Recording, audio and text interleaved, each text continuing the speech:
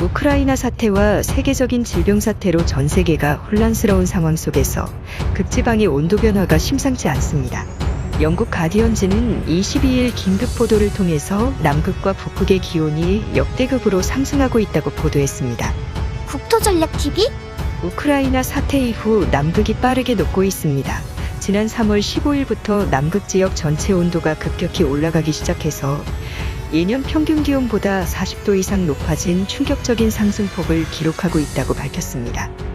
이렇게 온도가 따뜻하게 측정된 역사가 없습니다. 남극의 영하 10도씨를 기록하고 있는 상황입니다. 남극의 기온을 측정한 이래로 이러한 역사는 없었습니다.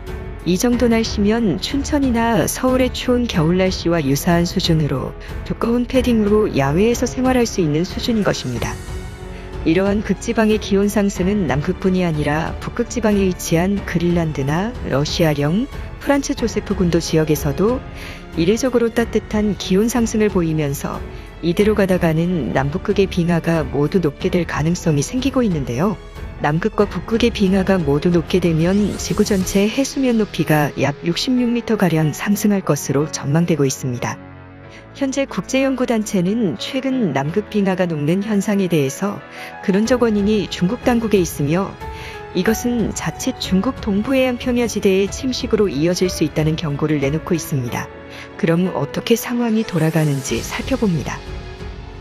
첫 번째, 중국이 몰래 방출해온 프레온가스. 남극의 온도에 직접적 영향을 끼치는 건 남극 대기 위의 성층권에 있는 오존층입니다. 오존층에 구멍이 뚫리게 되면 자외선이 폭증하게 되어 빙하가 녹는데 결정적 역할을 하는데요. 또 오존층이 두꺼울수록 인류의 생명 연장에 도움을 줍니다. 오존층이 두꺼울수록 인체에 해로운 자외선을 차단해서 인류의 생명 연장과 회복에 영향을 미칩니다. 세계 각국이 교토 의정서, 몬트리올 의정서를 조인한 이후로 얇아지지 않던 오존층이 2012년부터 급작스럽게 얇아지고 구멍이 뚫려 넓어지기 시작하면서 국제단체는 각종 추측만 해오고 있었습니다. 그런데 우리나라 연구팀과 국제연구진이 공동 연구한 결과 중국 동부 연안지대의 공업단지에서 중국 당국이 몰래 연간 7,000톤을 배출한 것이 발각된 것입니다. 2010년부터 프레온가스 신규 생산을 전면 금지한 몬트리올 의정서를 중국이 전면 위반했다는 사실이 드러나고 있는 상황입니다. 그뿐 아니라 오존층을 녹여버리는 디클로로메탄이라는 화학물질이 남극으로 모이게 되어 남극 오존층 구멍을 뚫어버려 현재 돌이킬 수 없는 사이즈의 구멍이 남극에 생겨버린 것인데요. 이러한 추세가 지속될 경우 남극의 빙하가 모두 녹는 사상 초유의 사태가 발생할 수 있습니다. 놀라운 점은 올해 남극의 평년 기온이 예년 평균과 비교를 했을 때 40도가량 상승했다는 점입니다.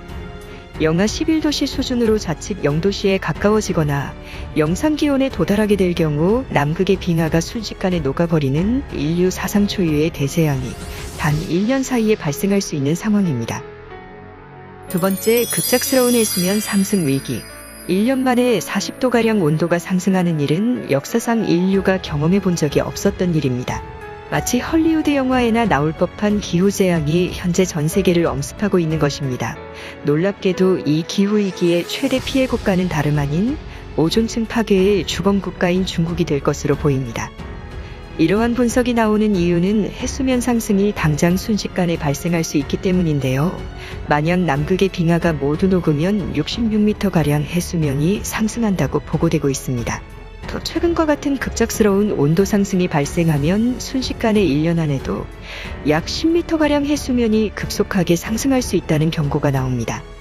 그렇게 되면 세계는 급작스러운 쓰나미 사태를 비롯해서 저지대의 침수가 예상되는데 해수면이 10m가량 상승한다고 가정할 경우 중국의 핵심 산업지대인 홍콩과 선전시가 위치한 주감삼각주 경제권 그리고 해발 고도가 1m 정도 되는 상하이와 난징 일대 그리고 수도 베이징의 항만도시인 텐진시는 완전히 물에 잠기게 됩니다. 중국의 내로라 하던 주요 항만도시들이 전부 물속에 잠기게 되는 것입니다. 반면 한반도는 비교적 안전해서 인천 일대의 간척지들과 부산의 일부 해안지대를 제외하면 다른 나라들에 비해서는 피해 규모가 비교적 적은 편입니다.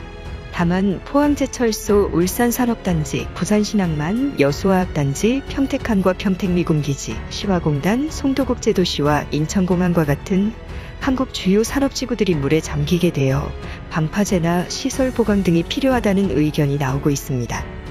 실제 미국 뉴욕시는 이러한 일에 매우 민감하게 대응하고 있습니다. 세계 제1의 부유한 도시인 뉴욕시는 해수면이 불과 10m만 상승해도 주요 업무지구가 물에 잠겨 맨해튼 섬은 트럼프타워가 위치한 부촌과 센트럴파크 일부만 제외하고 대부분 물에 잠기게 됩니다. 이 때문에 미국 뉴욕시 당국은 맨해튼 연안 지역에 높이 5m의 방파제를 1조 7천억 원을 들여 4km의 길이로 쌓고 있는 중입니다. 기후변화가 진행될수록 이 같은 방파제 건설 사업은 더욱 확대될 것으로 관측됩니다. 한국 역시 주요 해안가와 인접한 산업단지를 보호하기 위한 방파제 건설 사업이 빠르게 진행돼야 한다는 지적이 나올 뿐 아니라 탄소 배출 감축과 프레온가스 생산 중지 및 감시를 위한 세계적인 노력에 좀 더 리더십을 가질 필요가 있다는 지적이 나옵니다. 세 번째, 세계 각국의 남극 땅 따먹기 싸움 시작. 남극은 북극과는 다르게 얼음이 바다 위에 동동 떠 있지 않습니다. 거대한 대륙이 빙하 밑에 엄연히 존재해서 남극의 빙하가 녹게 될 경우에는 호주나 아프리카 대륙과 같은 거대한 육지가 드러나게 됩니다. 남극의 기온이 이렇게 따뜻해지면서 각 국가들마다 남극 대륙의 쟁탈전이 시작될 것으로 관측됩니다. 무엇보다 현재 전 세계가 극심한 인플레이션과 러시아의 우크라이나 침공 사태로 인해서 천연가스 자원 수급의 이상을 겪기 시작하면서 남극의 영유권을 호시탐탐 노리고 있는 상황입니다. 현재 남극은 영국, 아르헨티나, 호주, 뉴질랜드, 칠레, 프랑스 등 여러 나라들에 의해 영유권이 주장되고 있는 상황이지만 1961년부터는 남극에 대한 영유권 주장을 멈췄는데요.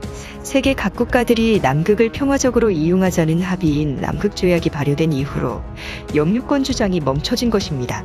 남극조약은 2048년에 종료되어 세계 각 국가들은 이미 진출한 남극기지를 사실상 영토화하여 각종 인프라 확장에 나서고 있는 상황입니다.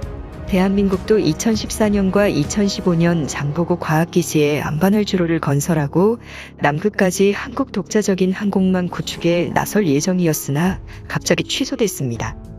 현재 남극 대륙의 기온이 크게 올라가면서 남극에서도 사람이 살 수 있는 환경으로 바뀔 것으로 관측되고 있습니다. 남극 대륙이 비교적 따뜻한 아이슬란드나 노르웨이와 같은 기후로 바뀌게 되면 남극에 대한 세계 각 국가들의 영토 쟁탈전이 시작될 것으로 관측되고 있습니다. 현재 북극의 그린랜드는 덴마크령으로 확실한 영유권이 있는 상황이지만 남극의 마리버드랜드는 남극조약으로 인해서 그 어느 나라도 영유권 주장을 하지 못하고 있고 또 나머지 지역 역시 국제적으로 어느 나라의 것으로 특정해서 영토를 인정을 받은 것은 아닌 상황입니다.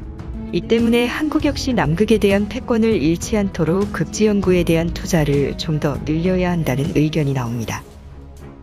네 번째, 세계 식량위기 도래. 해수면 상승이 빨라지고 기후변화가 이렇게 급속하게 진행될 경우 세계의 식량 대란이 발생할 것으로 관측됩니다.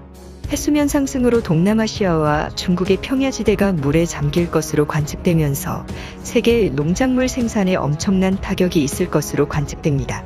특히 13억 인구의 중국은 남극의 빙하가 모두 녹게 될 경우 만주평원을 제외한 모든 평야지대가 물속에 잠기게 됩니다. 이렇게 될 경우 세계는 급속한 기아위기가 도래하여 식량자원 확보 문제가 점점 대두될 것으로 보입니다. 현재 글로벌 부유층들이 투자하는 자산 중에는 바로 농경지가 있습니다.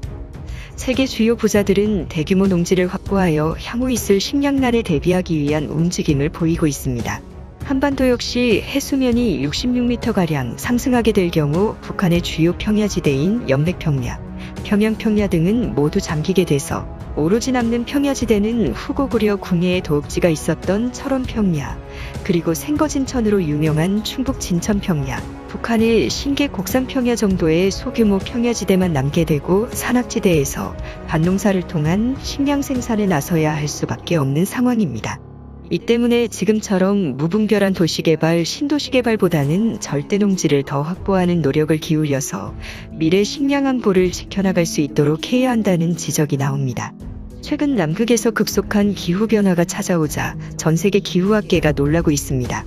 영화 돈 룩업에서는 많은 과학자들이 정치인들에게 행성 충돌의 시간이 다가오고 있다고 경고하고 있으나 정치인들이 과학자들의 말을 등한시하여 결국 지구 멸종을 초래한다는 의미심장한 내용을 전달하는 영화입니다.